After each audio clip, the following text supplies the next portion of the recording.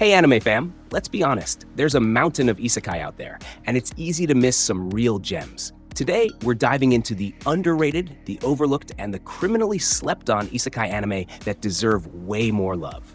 So grab your snacks, get cozy, and let's uncover these hidden world-hopping treasures. This is Emeverse Anime, watch this video to the end, and hit that subscribe button now.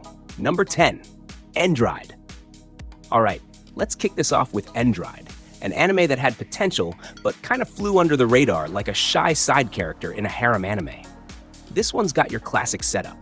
Teenage boy gets pulled into a fantasy world, only to find out it's full of politics, rebellion, and crystals. Lots of shiny, mysterious crystals. I know, it sounds like every other isekai, but here's the thing. The world building here is actually dope. It feels more like a JRPG than an anime at times, and that's honestly a vibe. Now, it's not perfect. The pacing can feel like it downed a whole bottle of sleep meds. But if you like a slow burn with political intrigue and bromance energy, Endride's worth checking out. Just don't expect the next ReZero, and you'll be fine. Number 9, The Silver Guardian. This one's for all my fellow MMORPG addicts. The Silver Guardian is about a high school gamer who finds himself sucked into a video game world after his crush mysteriously disappears. Classic setup? Yeah. But hear me out. First, the animation is slick. And second, this anime was made for mobile gaming fans. It captures the grind, the dungeon crawling, the just one more quest addiction we all know too well. But here's why people slept on it. Each episode is only 13 minutes long. Yep, 13. It's like anime speed dating. But honestly, that makes it super bingeable. Watch it during lunch, on your commute, or while hiding from responsibilities, no judgment. Number 8, Isekai Cheat Magician. Okay, this one gets roasted a lot, but I'm gonna say it. Isekai Cheat Magician is actually kinda fun. Yes, it's generic. Yes, the name screams we ran out of titles. But if you're looking for a no-stress, turn-off-your-brain kind of isekai where the MCs are OP from the jump, this is your comfort food anime. It's about two high schoolers who get summoned to a fantasy world and instantly gain broken powers. Boom. Done. No training arcs, no struggling. Just instant magic hacks. It's like watching someone speedrun an RPG with cheat codes. And sometimes, that's exactly what you need after a long day of adulting. Number 7, The Master of Ragnarok and Blesser of Einherjar. Woo, that title is a mouthful. Let's call it Ragnarok-kun for short. So here's the deal. Dude takes a selfie at a shrine and gets isekai'd to a world inspired by Norse mythology. Suddenly, he's the chosen one leading armies and using modern-day smartphone knowledge to win ancient battles. I mean, who needs Thor's hammer when you have Google? Now, I'll admit the harem vibes are strong with this one. Like, every female character is contractually obligated to fall for him. But the military strategy and Norse themes make it stand out from the crowd. If you liked How a Realist Hero Rebuilt the Kingdom or Arifureta, give this a shot. Just be ready for the fan service overload. Number 6, Cheat Kusushi no Slow Life, Drugstore in Another World. This anime is literally the definition of I just want to vibe. Cheat Pharmacist ditches all the usual isekai drama for slice-of-life wholesomeness. The MC opens a pharmacy in a fantasy world and spends his days making potions, helping villagers, and chilling with cute beast girls. That's it. No demon lords, no evil empires, just fantasy CVS. And honestly, it's refreshing. After watching your 10th edgy isekai with a traumatized MC, this show feels like a warm herbal tea for your soul. Plus, the comedic timing is surprisingly good. It's like if Animal Crossing and isekai had a baby. Number 5, I'm Standing on a Million Lives. Okay, this one's kinda dark. I'm Standing on a Million Lives starts off like your typical get summoned with classmates setup, but then it hits you with moral dilemmas, brutal deaths, and time limits that make you sweat. The MC?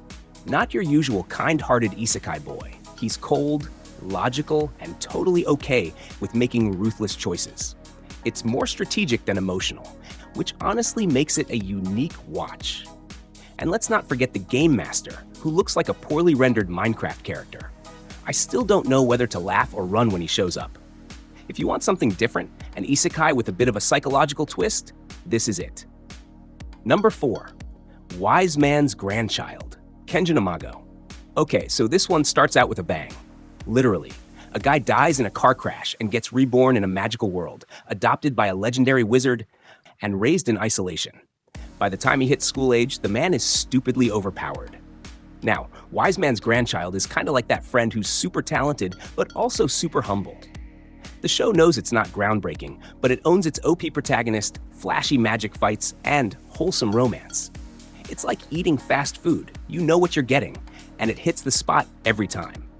Bonus points for Shin's awkwardness around girls. Bro has magic that could level cities, but turns into a stuttering mess during a confession. Relatable. Number 3. How Not to Summon a Demon Lord, Season 2. I know some of y'all watched Season 1, but dropped off before Season 2, and that's a mistake. Season 2 dives deeper into Diablo's backstory, adds new waifus, of course, and even gives us emotional development. I know, shocking. The animation may have dipped a bit, but the character dynamics actually improve. Also, let's talk about Diablo. He's basically what would happen if you played an online RPG with full evil overlord cosmetics and maxed out stats, but had crippling social anxiety. Watching him pretend to be a badass while internally panicking is comedy gold. Season 2 might not be a masterpiece, but it's a fun ride with more depth than you'd expect from a fan service-heavy series. Number 2. Sukimichi, Moonlit Fantasy. Now we're getting to the real heavy hitters. Sukimichi is like someone took the best parts of isekai tropes and said, let's actually have fun with this. Our MC, Makoto, is rejected by a goddess for being ugly, rude, tossed into a fantasy world, and ends up becoming stupidly OP anyway. What makes this anime great? It flips expectations. Makoto doesn't just walk around collecting waifus, he builds his own nation, gets into wild battles, and deals with actual consequences. Plus, his companions, Tomoe and Mio, are legendary beings who are both hilarious and terrifying. Also, the animation slaps, the fights go hard, and Makoto's just such a likable dude, man. Not angsty, not pervy, just a genuine guy trying to make sense of a chaotic world. Number 1. Outbreak Company. And finally, the crown jewel of underrated isekai, Outbreak Company. Look, I'll die on this hill. This show is one of the smartest and most underrated isekai ever made. It's about an otaku who gets sent to a fantasy world not to fight, but to spread Japanese pop culture as a diplomatic strategy. Yes, he's literally an ambassador of anime. Outbreak Company blends fantasy with real-world commentary on culture, politics, and even racism. It's got humor, heart, and a surprising amount of brains behind its setup. And if you're a die-hard anime fan, this show feels like a love letter to the community. Watching elves and dragons learn about otaku life is weirdly wholesome. If you missed this one, fix that immediately. There you have it.